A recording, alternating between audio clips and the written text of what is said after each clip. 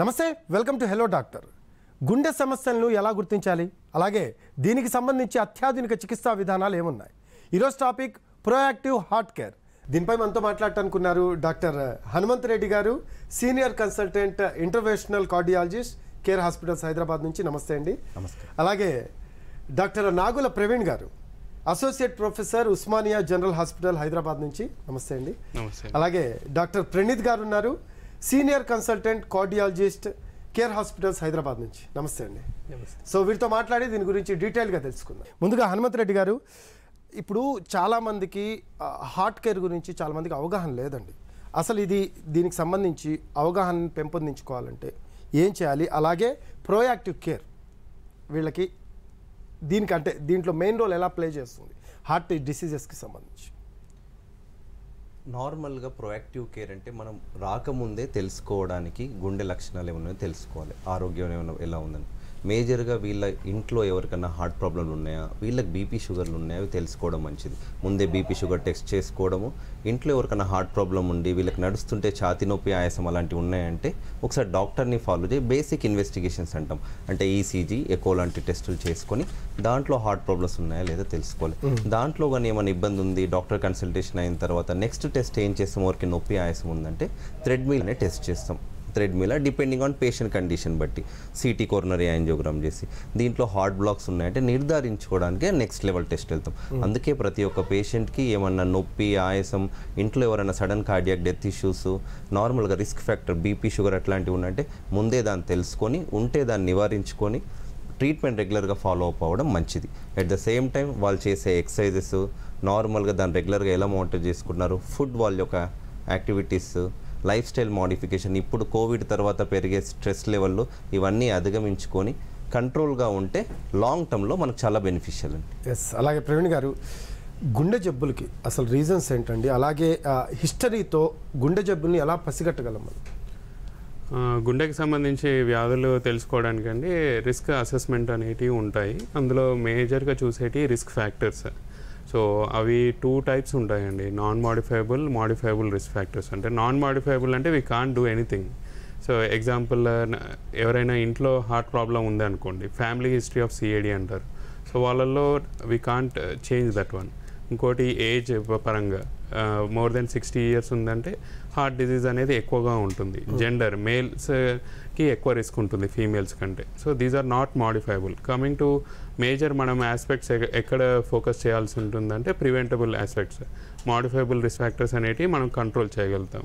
అందులో మేజర్గా diabetes, hyper tension, డిస్లైపిడీమియా అంటే కొలెస్ట్రాల్ ఎక్కువ తక్కువగా ఉండడము, వీటితో పాటు ఇంకోటి life style habits, smoking, alcohol intake, and ఇది అడ్వర్స్ ఫుడ్ హ్యాబిట్స్, వీటికి సంబంధించి మనం నియంత్రించుకునేటట్టు ఉండేటి modifiable risk factors. Okay. So ఇవి మనం అసెస్ చేయాల్సి ఉంటుంది. ఓకే. ప్రణీత్ గారు, హార్ట్ డిసీజెస్ని ముందే ఫైండ్ అవుట్ చేయటం ఎలా, అలాగే ఏ ఏజ్ గ్రూప్ నుంచి దీనికి స్క్రీనింగ్స్ చేసుకుంటే బెటర్? రైట్. సో ముందుగా ఒక వ్యక్తికి హార్ట్ ప్రాబ్లం ఉండే ప్రాబబిలిటీ ఎంత ఉందో చూస్తాం. సో ఇంతవరకు ప్రవీణ్ చెప్పినట్టు ముఖ్యంగా మోస్ట్ ఇంపార్టెంట్ రిస్క్ ఫ్యాక్టర్ వచ్చేసి ఏజ్. వయసు పెరిగే కొద్దీ ఆ వ్యక్తికి గుండె జబ్బులు వచ్చే రిస్క్ ప్రాబబిలిటీ పెరుగుతుంది. అంటే ఏ వయసు నుంచి స్టార్ట్ చేయాలి? సాధారణంగా మగవాళ్ళు 40 years దాటినప్పటి నుంచి, ఆడవాళ్ళు 50 years దాటినప్పటి నుంచి ఆ రిస్క్ అనేది పెరుగుతుంది. సో అప్పటి నుంచి మనం కొంచెం జాగ్రత్త పడడం, అలాగే అవసరాన్ని బట్టి కొంచెం పరీక్షలు చేయించుకోవడం కూడా ఇంపార్టెంట్. ఇందులో పరీక్షలు అంటే ముందు రిస్క్ ఫ్యాక్టర్స్ని కనుక్కునే పరీక్షలు. బీపీ ఉందా, బీపీ చెక్ చేసుకోవడం, షుగర్ ఉందా, షుగర్ చెక్ చేసుకోవడం, కొలెస్ట్రాల్ ఎక్కువగా ఉందా, అవి చెక్ చేసుకోవడం. సో ఆ వ్యక్తికి హార్ట్ డిజీజ్ వచ్చే రిస్క్ ఫ్యాక్టర్స్ని కనుక్కోవడం. ఆల్రెడీ హార్ట్ డిజీజ్ వచ్చిందా అనే దానికోసం ప్రత్యేకమైన పరీక్షలు ఉన్నాయి. హనుమంత్ రెడ్డి గారు చెప్పినట్టు ఈసీజీ, ఇకోతోటి స్టార్ట్ చేయడము, అలాగే additional investigations like TMT, CT scan వగైరా లాంటి ఇన్వెస్టిగేషన్స్ ఆ వ్యక్తి సిమ్టమ్స్ బట్టి, ఆ వ్యక్తి రిస్క్ ఫ్యాక్టర్స్ బట్టి మనం సజెస్ట్ చేయడం జరుగుతుంది. ఇప్పుడు ముగ్గురు మాట్లాడినప్పుడు నేను చూశానండి, బీపీ, షుగరు, కొలెస్ట్రాల్ గురించి మెయిన్గా ఫోకస్ చెప్తున్నారు. కరెక్ట్. సో ఇవి మాత్రమే హార్ట్ ప్రాబ్లంకి కారణమవుతాయి, ఇంకేమన్నా కారణాలు ఉన్నాయి దీనికి? అంటే మనం రిస్క్ ఫ్యాక్టర్స్గా చూసుకుంటే ట్రెడిషనల్ రిస్క్ ఫ్యాక్టర్స్ అని చెప్తాము, అలాగే కొత్తగా వచ్చిన రిస్క్ ఫ్యాక్టర్స్. ట్రెడిషనల్ రిస్క్ ఫ్యాక్టర్స్లో వయసు, BP, diabetes, cholesterol, smoking, family history. ఇవి మనం గత 50 ఏళ్ళుగా మనం చూస్తూ ఉన్నాం. ఈ మధ్యగా కొత్తగా రిస్క్ ఫ్యాక్టర్స్ వచ్చాయి. Obesity, less physical activity, air pollution, stress levels. And ఇవన్నీ కలిగినప్పుడు ఆ వ్యక్తికి హార్ట్ అటాక్ వచ్చే రిస్క్ అనేది పెరుగుతూ ఉంటుంది. ఆ వ్యక్తికి ఈ రిస్క్ ఫ్యాక్టర్స్ ఏమేమి ఉన్నాయి, అవి ఎంత నియంత్రణలో ఉన్నాయి, అలాగే ఎంతవరకు ఆ రిస్క్ వస్తుందో అనే దాన్ని బట్టి చూస్తుంటాం. ఇవన్నీ లేకుండా కూడా రిస్క్ ఫ్యాక్టర్స్ మనం గమనించినప్పుడు లేదా రాకుండా కూడా హార్ట్ అటాక్ రావచ్చు. బట్ ఆ పర్సంటేజ్ ఆఫ్ పేషెంట్స్ చాలా తక్కువగా. మేజర్ రిస్క్ ఫ్యాక్టర్స్ని మనం పసిగట్టి వాటిని కంట్రోల్ చేయడం ద్వారా మేజర్ అటాక్ని మనం సిగ్నిఫికెంట్గా తగ్గించే అవకాశం ఉంది. రైట్. హనుమంత్ రెడ్డి గారు, చాలా సందర్భాల్లో అంటే గుండె జబ్బులకి ఎక్కువగా స్టాటిన్స్ అలాగే ఆస్పిరిన్ వాడుతూ ఉంటారు. వాటి వల్ల ఏమన్నా సైడ్ ఎఫెక్ట్స్ ఉండే అవకాశం ఉందా, లేకపోతే దాన్ని నియంత్రించడంలో ఎంత మేర అవి ఉపయోగపడతాయండి? నార్మల్గా ఈ స్టాటిన్స్, ఆస్పిరిన్ అనేది ఎవరికన్నా ఒక పేషెంట్కి హార్ట్ అటాక్ వచ్చినప్పుడు స్టాటిన్స్ చేసే మంది ఏంటంటే ఇది మన లిపిడ్లో మన దాంట్లో కొలెస్ట్రాల్ పదార్థం తగ్గియడానికి, ఏదైతే కొలెస్ట్రాల్ ప్రభావం ఎక్కువగా ఉండి హార్ట్ అటాక్ వస్తుందో దాని యొక్క తగ్గియడానికే స్టాటిన్స్ వాడతాం. ఆస్పిరిన్ అనేది రక్త పలసం చేసే మందు అనమాట. ఎవరికైతే హార్ట్ అటాక్ వస్తుందో స్టెంట్ వేస్తామో, బైపాస్ సర్జరీ చేస్తామో, కొంతమంది హార్ట్ అటాక్ వచ్చిన స్టెంట్ వేయకపోయినా యాంజియోగ్రామ్ చేసి బ్లాకేజ్ ఉందనేది ఫ్యూచర్గా పెరగకుండా రక్త పలసం అందించడానికి ఆస్పిరిన్ ఇస్తాం. డిఫరెంట్ మెడిసిన్స్ ఉన్నాయి, ఆస్పిరిన్, క్లోబ్డోగ్రిల్, ఎక్స్ట్రానియోడ్. ఎవరికంటే వాళ్ళు రక్తపల్స మందులు వాడనంటే డాక్టర్ పర్యవేక్షణలో వాడాలి. చాలామంది అడుగుతుంటారు, సార్ నేను ఆస్పిరిన్ పెట్టుకుంటాను హార్ట్ అటాక్ రాదని. అలా చేయొద్దు. కొంతమందికి ఆస్పిరిన్ తీసుకున్నప్పుడు బ్లీడింగ్ అయ్యే ఛాన్స్ ఉందండి, పొట్టలోనో తలలోనో బ్లీడింగ్ అయ్యే ఛాన్సెస్ ఉంది కాబట్టి అది డాక్టర్ పర్యవేక్షణలోనే తీసుకోవాలి. స్టాటిన్స్ వాడినప్పుడు చాలామందికి ఇది సేఫ్ సైడ్. అలా అని చెప్పి అందరూ స్టాటిన్స్ తీసుకోనంటే లేదు. ఎవరికైతే కొలెస్ట్రాల్ ఉంటుందో 190 ఎక్కువగా ఉంది ఎల్డిఎల్ కొలెస్ట్రాల్, డయాబెటిక్ ఉన్నారో 40 ఏళ్ళ వయసు వాళ్ళు, ఎవరికన్నా హార్ట్ అటాక్ వచ్చిందో అట్లాంటి వాళ్ళకు మాత్రమే స్టాటిన్స్ ఇస్తూ ఉంటాం. ఆ డోసేజ్ అనేది వాళ్ళ ఈచ్ కండిషన్ బట్టి తగ్గిస్తూ ఉంటాం. కొంతమందికి స్టాటిన్స్ వాడిన వాళ్ళకు మనకు నార్మల్గా కాళ్ళ నొప్పులు అలా వస్తాయి. సో అది మానిటర్ చేసుకోవాలి పేషెంట్ చెప్పడం బట్టి. ఇంకోటి, ఎవరు కొలెస్ట్రాల్ స్టాటిన్స్ వాడినా రెగ్యులర్ ఫ్రీక్వెంట్ మానిటరింగ్ ఉండాలి, డాక్టర్స్ పర్యవేక్షణలోనే అవి తీసుకోవాలి. రైట్. అయితే ఈ మధ్య కాలంలో మనం చూస్తున్నామండి, వ్యాయామం అనేది మెయిన్ రోల్ ప్లే చేస్తుందని చాలామంది చెప్తున్నారు ప్రవీణ్ గారు. అయితే ఇప్పుడు గుండె జబ్బులు రాకుండా అంటే జీవనశైలిలో ఎటువంటి మార్పులు చేసుకుంటే హెల్దీగా ఉంటారంటే ఏం చెప్తాను? సో ఈ ఇంతకుముందు చెప్పినట్టు రిస్క్ ఫ్యాక్టర్స్ అసెస్మెంట్ అండ్ వీటి కంట్రోల్లో major part is life style changes అండి. లైఫ్ స్టైల్ చేంజెస్లో మేజర్గా మనము ఎక్సర్సైజ్ ప్లేస్ ఏ ఇంపార్టెంట్ రోల్. గైడ్ లైన్స్ ప్రకారం ఏంటి అంటే మనము వారానికి 5 రోజులు ఆర్ 150 మినిట్స్ యాక్టివిటీ అనేది చేయాల్సి ఉంటుందండి. So vigorous activity 150 minutes, vigorous activity or moderate activity అంటారు. 2.5 hours 2.5 hours. So 5 days in a week approximately అది. అండ్ ఇంకోటి ఏంటి అంటే మనం సెడెంటరీ లైఫ్ స్టైల్ అనేది we have to avoid. So we have to be active all through the day. So move our self to keep the heart active. So ఈ exercise అనేది కూడా first ఇనిషియల్గా ఎక్సెసివ్ ఎక్సర్సైజ్ చేసే ముందు కార్డియాలజిస్ట్ని consult అవ్వడం better. ఎందుకంటే కొన్ని జన్యుపరంగా చేంజెస్ ఉంటాయి, కార్డియోమయోపతీస్ ఉంటాయి. అట్లాంటి వాళ్ళు ఎక్సెసివ్ యాక్టివిటీ ఉంటే సడన్ కార్డియాక్ డెత్ వచ్చే అవకాశాలు ఉంటాయి. సో అందరూ అన్ని రకాల ఎక్సర్సైజ్ చేయలేరు. సో ఫస్ట్ ఇనిషియల్గా కార్డియాలజిస్ట్ కన్సల్ట్ అయ్యి వాళ్ళకి తగ్గ మోతాదులో ఏ వ్యాయామం వాళ్ళకి సరిపోతుంది అనేది చూసుకోవాలి. Once defined we have to stick on to that exercise regularly, then heart diseases అనేవి తక్కువ అవకాశాలు ఎక్కువ ఉంటాయి. మీరు అన్నట్టు ప్రవీణ్ గారు, అంటే ఎవరు పడితే వాళ్ళు ఎలా పడితే అలా వ్యాయామం చేయడానికి లేదండి. అది ఒక అంటే వాళ్ళకి ఎంత మేర వ్యాయామం చేస్తే కరెక్ట్ గా ఉంటుంది బాడీ అనేది ఫస్ట్ క్రాస్ చెక్ చేసుకున్న తర్వాతే వాళ్ళు చేయాలి. సో ఇది బాగా గుర్తుంచుకోండి. చాలా మంది ఏంటంటే ఒకేసారి జిమ్కి వెళ్ళేసి హెవీ వెయిట్స్ ఎత్తుతూ ఉంటారు. సో ఇవన్నీ క్రాస్ చెక్ చేసుకున్న తర్వాత చేస్తే బాగుంటుంది అనేది డాక్టర్ సలహా.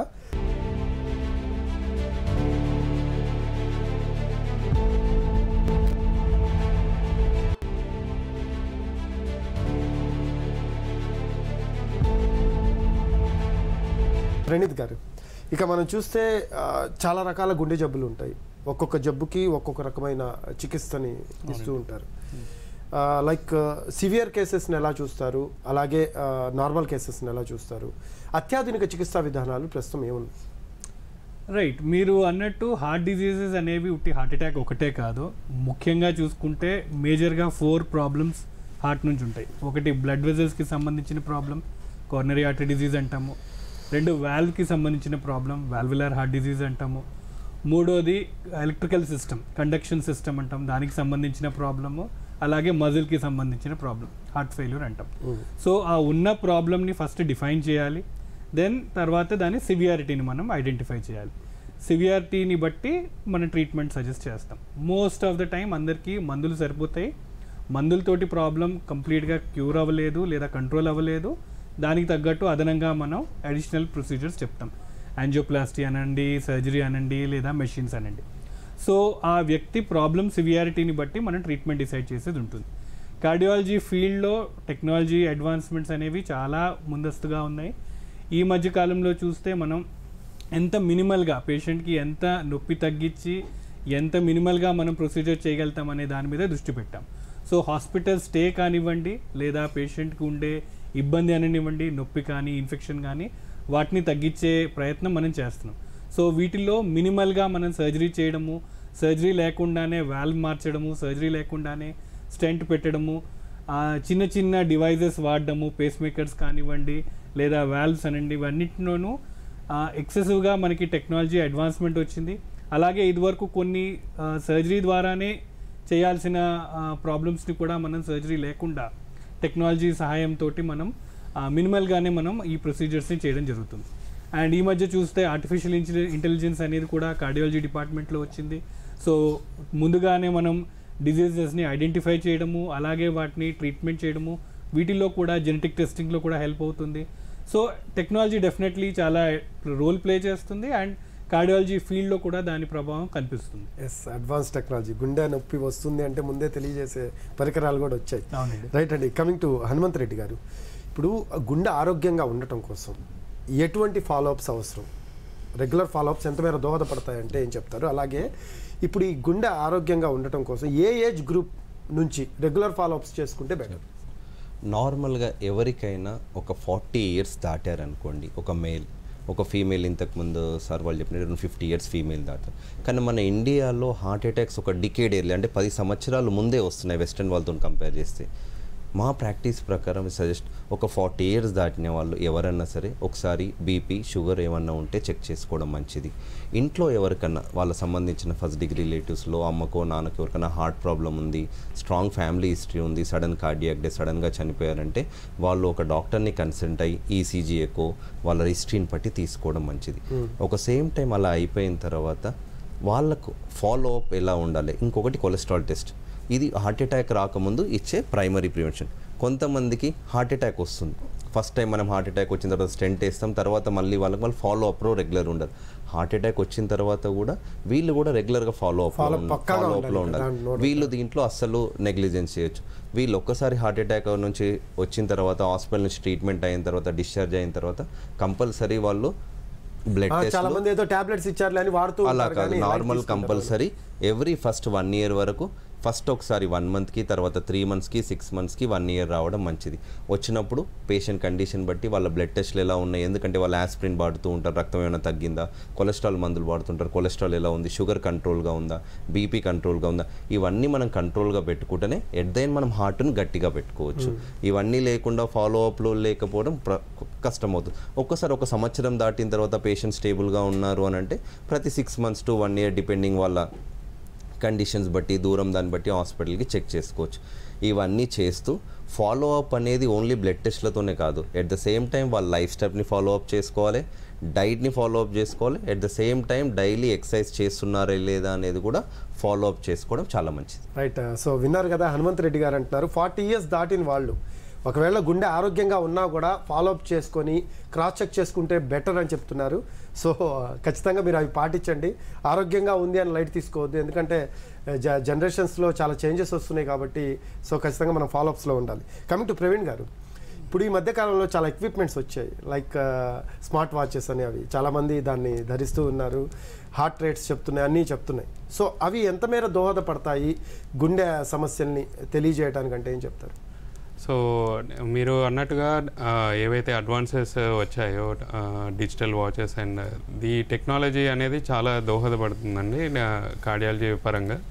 ఫస్ట్ మెయిన్గా ఏంటి అంటే రిస్ట్ వాచెస్, ఈ మేజర్ అడ్వాన్స్మెంట్స్ వచ్చాయి. ఏంటి అంటే అవి ధరించినప్పుడు మన హార్ట్ రేట్ ఎలా ఉంది అనేది అది ఒక సూచన, ఒక అలర్ట్ లాగా ఇస్తుంటుంది. At the same time heart beating abnormality, any arrhythmias ఉన్నాయా లేదా అనేది కూడా అది డిటెక్ట్ చేసి చెప్తుంది.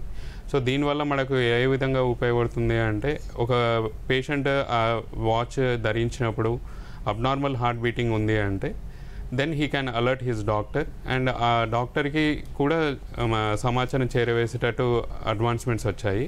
అది చూసి తను ట్రీట్మెంట్ చెప్పే అవకాశాలు ఉంటాయి. దీనితో అడ్వాంటేజ్ ఏంటంటే తను హాస్పిటల్ రీచ్ అయ్యే లోపలనే తనకు సరి అయిన చికిత్స అందుతుంది. మెసేజ్ కూడా వెళ్తుంటుంది. సో ద నెక్స్ట్ అడ్వాన్స్మెంట్ ఏంటి అంటే telemedicine.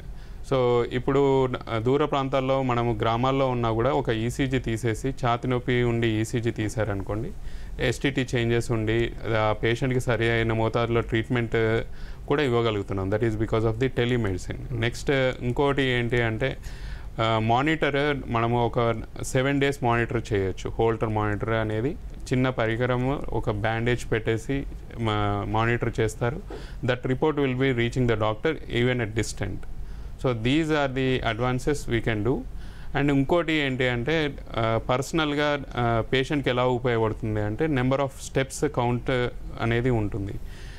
As per the guidelines more than 10,000 steps per day we have to do it. So మనము ఒక 15 minutes కాన్స్టెంట్గా ఉంది అంటే వాచ్ అలర్ట్ ఇస్తుంటుంది, you have to get up and walk and around.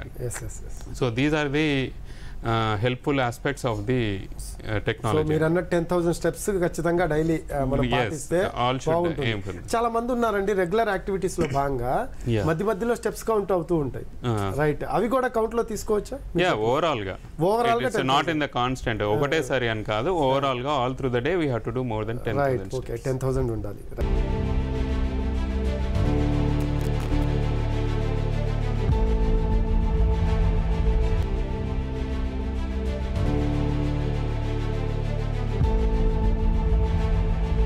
Praneeth గారు, ఈ మధ్యకాలంలో అత్యాధునిక చికిత్సా విధానాలు వచ్చాయి కాబట్టి ఏదైనా కూడా ఏదైనా సమస్య వస్తే వెంటనే ప్రవీణ్ గారు చెప్పినట్టు అలర్ట్స్ వెళ్ళిపోతున్న పరిస్థితి. సో ఇవి గుండెని సంరక్షించుకోవడానికి ఎంత మీద దోహదపడతాయి, అలాగే ప్రజలకు ఎటువంటి సందేశం ఇవ్వచ్చు ఇటువంటి అంటే లైక్ లేటెస్ట్ టెక్నాలజీస్ని వాడే విషయం? సో ముందుగా ఆరోగ్యం అనేది అందరి బాధ్యత. సో దాని విషయంలో ఆ బాధ్యత వహించాల్సిన అవసరం ప్రథమం. సో ఆ వ్యక్తికి హార్ట్ కోసం కానీ ఓవరాల్ హెల్త్ పరంగా కొంచెం బాధ్యత తీసుకోవాల్సిన అవసరం ఉంది. ఐడెంటిఫై చేయడం, అలాగే వాటిని మేనేజ్ చేయడం. వీటిలో టెక్నాలజీ ఎంతవరకు ఉపయోగపడుతుంది, అది ఎంతవరకు సహాయపడుతుంది అంటే వాస్తవానికి ఒక మాదిరి నిజంగానే చెప్పాలి. సో ఈ స్మార్ట్ వాచెస్ కానీ టెక్నాలజీ వాడడం ద్వారా ఇన్ఫర్మేషన్ మనకు అందుతుంది. ఆ ఇన్ఫర్మేషన్ని మనం ఎలా యూజ్ చేస్తున్నాం, కొన్నిసార్లు అదే ఇన్ఫర్మేషన్ మనల్ని ఈక్వల్లీ ఇబ్బంది పెట్టే ప్రమాదం కూడా ఉంది. సో ఆ టెక్నాలజీని కరెక్ట్గా వాడినప్పుడు దాంతో అడ్వాంటేజెస్ ఉంటాయి, అలాగే అబ్యూస్ కానీ లేదా దాంతో వచ్చే యాంగ్జైటీని కూడా మనం ప్రివెంట్ చేయాలి. సో స్మార్ట్ వాచెస్ ఆ టెక్నాలజీ అందరికీ కాకపోవచ్చు, ఎవరికైతే రిస్క్ ఫ్యాక్టర్స్ ఉన్నాయో, ఎవరికైతే ఆ ఉపయోగం ఉందో వాళ్ళు వాడడం ద్వారా ఆ ఇన్ఫర్మేషన్ గ్యాదర్ చేసి ప్రాబ్లమ్ని ముందుగానే పసిగట్టి దాన్ని పెరిగి పెద్దగా అవ్వకుండా దాన్ని ముందుగానే మనం ట్రీట్ చేసే అవకాశం ఉంది. కొన్నిసార్లు ఈ అడిషనల్ ఇన్ఫర్మేషన్ లేని ఇబ్బందిని కూడా క్రియేట్ చేసే అవకాశం ఉంది. హార్ట్ ఊరికనే అలర్ట్ వచ్చి హార్ట్ బీటింగ్ యాంగ్జైటీకి లోన్ అవుతూ ఉంటారు, పానిక్ అవుతూ ఉంటారు. కరెక్ట్. సో లేని చాలా మంది నాకు కూడా చెప్తున్న సందర్భాలు చూశాను మీరు అన్నట్టు. సో ఈ మధ్య ఈ టెక్నాలజీ గ్యాడ్జెట్స్ ద్వారా చాలా మంది పేషెంట్స్ నాకు అలర్ట్ వచ్చింది అని ఓపీకి వచ్చి కన్సల్ట్ చేసిన సందర్భాలు కూడా చూస్తున్నాం. సో వాళ్ళకి యాక్చువల్లీ ఆ టెక్నాలజీని దూరం పెట్టి ప్రశాంతంగా ఉండమని సజెస్ట్ చేయడం కూడా జరిగింది. సో టెక్నాలజీని మనం ఎలా వాడుతున్నాం అనే దాన్ని బట్టి ఉంటుంది. సో ఆ గివెన్ పర్సన్కి వాడితే డెఫినెట్లీ దాంతో అడ్వాంటేజ్ ఉంది. బట్ ఆ ఉట్టి టెక్నాలజీనే మనం చూడకూడదు, మనిషిని మనం ట్రీట్ చేయాలి, రిపోర్ట్స్ని ట్రీట్ చేయకూడదు. సో డౌట్ ఉన్నప్పుడు డాక్టర్ని సంప్రదించి ఆ డాక్టర్ మీకు ప్రాబ్లం ఎంతవరకు ఉంది, అది నిజంగానే ఇంపార్టెంటా, దాన్ని ఇగ్నోర్ చేయొచ్చా అనే కాన్ఫిడెన్స్ మీకు ఇస్తారు. సో రెండూ కలిసినప్పుడే దాన్ని అడ్వాంటేజ్ ఉంటుంది. ఒకసారిగానే చూస్తే ఈక్వల్లీ కొన్నిసార్లు ప్రాబబ్లీ ప్రమాదం కూడా ఉండొచ్చు. రైట్, ప్రణీత్ గారు చెప్పారు, విన్నారు కదా. సో చాలామంది స్మార్ట్ వాచ్ పెట్టుకొని అంటే లైక్ ఏదో మాకు గుండె సమస్య ఏమైనా ఉందా లేకపోతే హార్ట్ రేట్ అలా ఉంది తెలుస్తుంది అనుకుంటారు, కానీ అవి చూసి స్ట్రెస్ లెవెల్స్ పెరగటం, ప్యానిక్ అవ్వటం, యాంగ్జైటీ రావటం ఇటువంటివి జరుగుతూ ఉంటాయి. సో అటువంటి వారు ఎవరన్నా ఉంటే కనుక డాక్టర్ సజెషన్ తీసుకొని వాడితే బెటరు, లేకపోతే పక్కన పెట్టేసి హ్యాపీగా వాళ్ళ లైఫ్ని లీడ్ చేసుకుంటూ వెళ్తే ఇంకా బాగుంటుంది అనేది ఆయన చెప్తున్న సలహా. ఇక coming to like Hanumanth Reddy గారు, చాలా ఆరోగ్యంగా ఉంటారు, సడన్గా వాళ్ళకి హార్ట్ అటాక్స్ లాంటివి వస్తూ ఉంటాయి. వాళ్ళు టెస్టులు చేయించుకోమన్నా చేయించుకోరు, మేము చాలా ఆరోగ్యంగా ఉన్నారు, మాకే ఇబ్బంది లేదు, మాకేమవుతుంది అంటారు. కానీ సడన్గా ఏమో కార్డియాక్ అరెస్ట్ అవ్వటం కావచ్చు, హార్ట్ అటాక్స్ రావడం కావచ్చు జరుగుతూ ఉంటాయి. ఎంత ఆరోగ్యంగా ఉన్నా ఎటువంటి సందర్భాల్లో అలా జరుగుతూ ఉంటాయి. అలాగే మనం టెస్టులు చేయించుకోవటం ఎంత మేర ఉపయోగపడుతుంది అనేది చెప్పమంటే ఏం చెప్తారు? నార్మల్గా ఈ మధ్యలో మీరు అన్నట్టు సడన్ కార్డియాక్ డెత్స్ అని చాలా ఎక్కువగా పెరిగాయి. మనం చాలా సోషల్ మీడియాలో చూస్తున్నాం, ఈవెన్ న్యూస్లో చాలా young actors they are dying. Sudden cardiac డెత్కి నార్మల్గా ఏదో ఒక రిస్క్ ఫ్యాక్టర్ ఉంటుందండి. చాలామంది మనకు అది ఇంతకుముందు వాళ్ళు డిటెక్ట్ చేసుకోకపోవడము, తర్వాత అదే సడన్గా రావడం, ఏదో ఒక రిస్క్ ఫ్యాక్టర్స్ ఉంటుంది. సో సడన్ కార్డియాక్ డెత్ రావడానికి కార్డియాలజీ విభాగంలో 3-4 కారణాలు, అంటే మజిల్ డిజార్డర్ అంటాం. చాలామంది మనం రన్నింగ్ చేస్తూ సడన్గా అరెస్ట్ అవుతారు, మేజర్ బాస్కల్, దాని హైపర్ట్రోఫిక్ కార్డియోమయోపతి దీనిలో ఉంటాయి. కొంతమందికి ఎలక్ట్రికల్ ప్రాబ్లం వల్ల కూడా సడన్ కార్డియాక్ డెత్ జరగవచ్చు. ఇంకొంతమందికి హార్ట్ అటాక్ రావడంలో సడన్ కార్డియాక్ డెత్ జరగవచ్చు.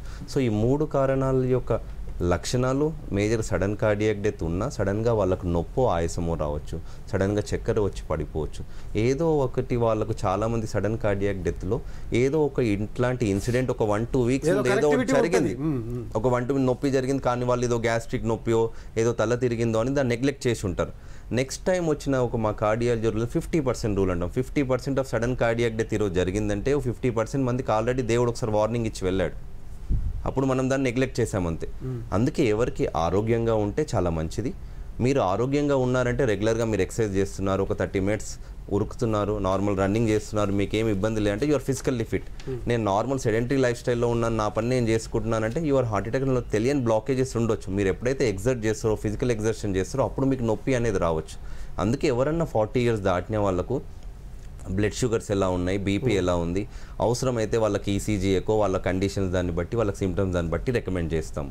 అలా చేసినప్పుడు మనకు మజిల్ డిజార్డర్స్ బయటపడతాయి, హైపర్ట్రోఫిక్ కార్డియోమయోపతి బయటపడుతుంది. అథ్లెట్స్లో మోస్ట్ ఇంపార్టెంట్ వాళ్ళు డెత్ కావడం. చాలామంది మీరు అన్నట్టు ఇంతకుముందు సడన్గా ఉంటారు, సడన్గా నేను జిమ్కి వెళ్ళి, జిమ్ అనేది ప్రాపర్ ట్రైనింగ్లో జరగాలి, ప్రాపర్ సూపర్విజన్లో జరగాలి. ఒకటే రోజులు వెళ్ళి నేను 100 kgs వెయిట్స్ ఎక్కుతానంటే suddenly it can cause some aortic dissection, plaques rupture జరుగుతాయి. అందుకే ఇవన్నీ సూపర్విజన్లో చేయాలి, గ్రేడెడ్ ఎక్సర్సైజ్లో చేయాలి, గ్రాడ్యువల్గా పెంచుకోవడం చాలా మంచిది. అలా ఒకటే రోజులు అలా చేయడం మంచిది కాదు. ఇంకోటి ఫ్యామిలీ హిస్టరీలో ఎవరికైనా సరే, మామకు, మేనమామకు, తల్లిదండ్రులకు, ఎవరు అన్నమ్మకు ఎవరు సడన్ కార్డియాక్ డెత్ ఉంది అంటే కంపల్సరీ మీరు చెస్ట్ చేసుకోవాల్సింది తప్పదు. మీరు 20 ఏళ్ళున్నా, 30 ఏళ్ళున్నా, 40 ఏళ్ళున్నా, అప్పుడు మనం దాన్ని రిస్క్ ఫ్యాక్టర్స్ తొందరగా వీళ్ళ తెలుసుకోవచ్చు. సడన్ కార్డియాక్ డెత్ హిస్టరీ వాళ్ళ ఫ్యామిలీలో ఉంటే, సడన్ గా వాళ్ళ బ్రదర్ సడన్ గా ఎక్స్పైర్ అయ్యారు సార్, సడన్ గా ఆడుతూ ఉంటే సడన్ గా కొలాప్స్ అయ్యాడు, సడన్ కార్డియాక్ డెత్ ఉందంటే అట్లాంటి వాళ్ళ ఇంట్లో కంపల్సరీ నెక్స్ట్ ఉన్న సిబ్లింగ్స్ కంపల్సరీ కార్డియాక్ ఎవాల్యుయేషన్ చేసుకోవడం చాలా మంచిది. అప్పుడు మనం ముందే నెక్స్ట్ ఈవెంట్ జరగక ముందు గుర్తుపట్టొచ్చు. ఇది కార్డియాక్ ఎవాల్యుయేషన్ కున్న మేజర్ రోల్. థ్యాంక్ యూ, మంచి విషయాలు చెప్పారు హనుమంత్ రెడ్డి గారు, ప్రవీణ్ గారు, అలాగే ప్రణీత్ గారు. సో చూశారు కదా ప్రోయాక్టివ్ హార్ట్ కేర్. సో మీ హార్ట్ బాగుండాలి అంటే రెగ్యులర్ చెకప్స్ ఉండాలి, బీపీ, డయాబెటిక్, అలాగే కొలెస్ట్రాల్, ఈ 3 కూడా కంట్రోల్లో ఉంటే, ఖచ్చితంగా వ్యాయామం చేస్తూ ఉంటే కనుక మీ హార్ట్ హెల్దీగా ఉంటుంది, నో డౌట్ అంటున్నారు. అలాగే కార్డియాక్ హిస్టరీ కనుక ఎవరికైనా ఉన్నట్టయితే, అంటే కార్డియాక్ అరెస్ట్కి సంబంధించి అది హిస్టరీ ముందుగా డాక్టర్స్కి కన్సల్ట్ అయితే వాళ్ళు ఏం చేయాలనేది సజెస్ట్ చేస్తారు మీకు. ఇది వాళ్ళ hello doctor, this is Rafi, నమస్తే.